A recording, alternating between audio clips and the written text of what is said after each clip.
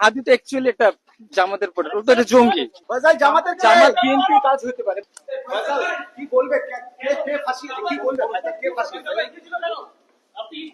দাদা কি আমি এসব কাজের সাথে জড়িত না। না, খুনটা কি তুমি করেছিলে? নো, তাহলে কে কে? এটা জামাত বিএনপির একটা চাল হতে পারে। জামাতের কে? জামাতের কে? এটা তো আমি জানি না, অ্যাকচুয়ালি আমি জানি না।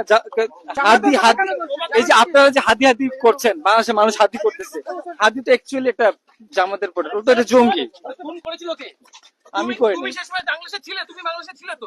হ্যাঁ, আমি ছিলাম। তোমাকে সিসিটিভি ফুটেজে দেখা গেছে। আমাকে গুলি করতে দেখা যায় না।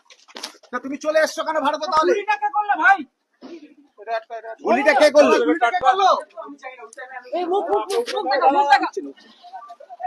জামাতে আমার পেছনে একবার। গুলি কে করেছে?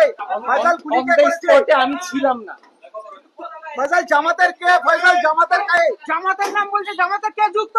ফয়সাল জামাতের কে? জামাত বিএনপি কাজ হতে পারে, বাট আমি তো জানি না। নামটা বললে, নামটা বললে না, তুমি বেঁচে যাবে। কে ফয়সাল? কে জামাতের?